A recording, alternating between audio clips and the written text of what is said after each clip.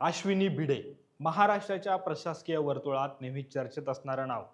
शिस्त, कार्यक्षम आणि महत्त्वाकांक्षी प्रकल्पाची जबाबदारी सांभाळणाऱ्या मेट्रो वुमन अशी ओळख झालेल्या महिला IAS अधिकारी.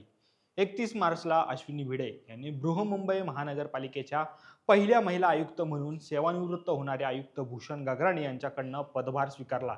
खरं तर BMC आयुक्त हे पद मुंबईतील सर्वात महत्त्वाची प्रशासकीय पद मानलं जातं. पण या पदापर्यंत पोहोचण्याचा अश्विनी भिडे यांचा प्रशासकीय प्रवास कसा होता, अश्विनी भिडे यांची आजवरची कारकीर्द नेमकी कशी राहिली आहे, हे सगळं सविस्तर समजून घेऊ या व्हिडिओच्या माध्यमातून. नमस्कार, मी अरविंद आणि तुम्ही पाहत आहात महाराष्ट्र कट्टा.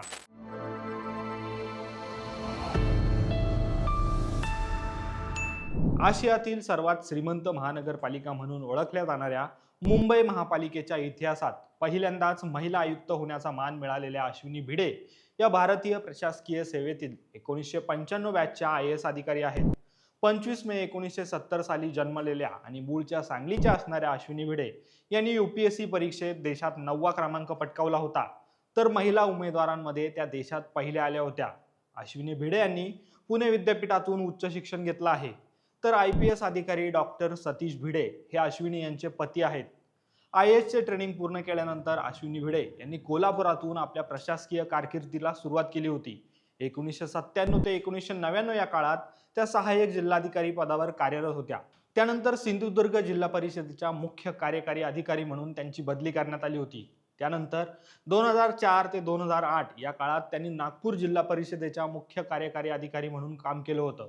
यानंतर मुंबई महानगर प्रदेश विकास प्राधिकरण म्हणजेच MMRDच्या संयुक्त महानगर आयुक्तपदी त्यांची नियुक्ती झाली. या काळात त्यांनी ईस्टर्न फ्रीवे, मिलन सबवे उड्डाणपूल, मुंबई स्कायवॉक आणि मिठी नदी स्वच्छता यासारख्या महत्त्वाच्या प्रकल्पाचं नेतृत्व केलं. पुढे 2014 साली राज्यात सत्तांतर झालं आणि मुख्यमंत्री झालेल्या देवेंद्र फडणवीस यांनी 2015 मध्ये मुंबई मेट्रो 3ची म्हणजेच मुंबईच्या ॲक्वा लाईनची धुरा अश्विनी भिडे यांच्याकडे सुपूर्द केली. मुंबई मेट्रो रेल्वे कॉर्पोरेशनच्या व्यवस्थापकीय संचालक म्हणून त्यांची त्यावेळी नियुक्ती करण्यात आली होती. मुंबईतील पहिला भूमिगत मेट्रो मार्ग आणि समुद्रकाठचा महत्त्वाकांक्षी कोस्टल रोड प्रकल्प यशस्वीपणे हाताळल्यामुळे त्यांना मुंबई मेट्रो वुमन म्हणून ओळख मिळाली. गुंतागुंतीचे आणि महत्त्वाचे प्रकल्प वेळेत पूर्ण करण्याचं कौशल्य अश्विनी भिडे यांच्याकडे आहे. आरे कॉलनीमध्ये मेट्रो कारशेडच्या उभारणीसाठी झाडांची तोड होत असताना अश्विनी भिडे या जनमानसात ठळकपणे चर्चेत राहिल्या होत्या. नागरिकांच्या विरोधाचा सामना करावा लागूनही त्यांनी कायदेशीर आणि प्रशासकीय अशा दोन्ही पातळीवर स्वतःच्या भूमिकेचा ठामपणे बचाव केला, ज्यामुळे एक कणखर आणि खंबीर अधिकारी म्हणून त्यांची प्रतिमा अधिकच दृढ झाली.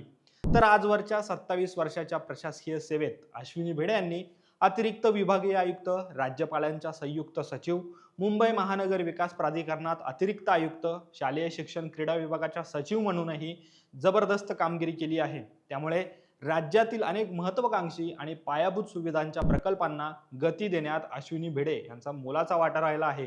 तसेच मुख्यमंत्री देवेंद्र फडणवीस यांच्या विश्वासू असणाऱ्या अश्विनी भिडे यांनी उद्धव ठाकरे सरकारच्या काळात मुंबई महानगरपालिकेच्या अतिरिक्त आयुक्तपदीही उल्लेखनीय कार्य केलं होतं.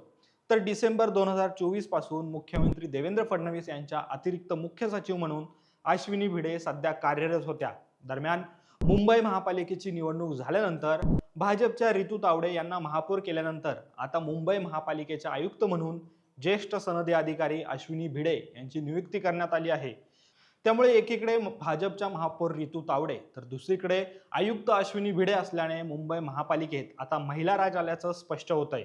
एकूणच काय तर अत्यंत कार्यक्षम अधिकारी आणि मुंबईच्या विकासाचा प्रदीर्घ अनुभव असलेल्या IAS अश्विनी भिडे यांच्या नियुक्तीमुळे मुंबई महापालिकेच्या आगामी प्रकल्पांना आता नवी गती मिळण्याची शक्यता वर्तवली जात आहे. दरम्यान अश्विनी भिडे यांच्याबद्दलचा हा माहितीपूर्ण व्हिडिओ तुम्हाला आवडला असेल तर व्हिडिओला लाईक करा, शेअर करा आणि असेच माहितीपूर्ण व्हिडिओ पाहण्यासाठी आमच्या महाराष्ट्र कट्टाला तुम्ही आत्ता लगेच सबस्क्राईब करा.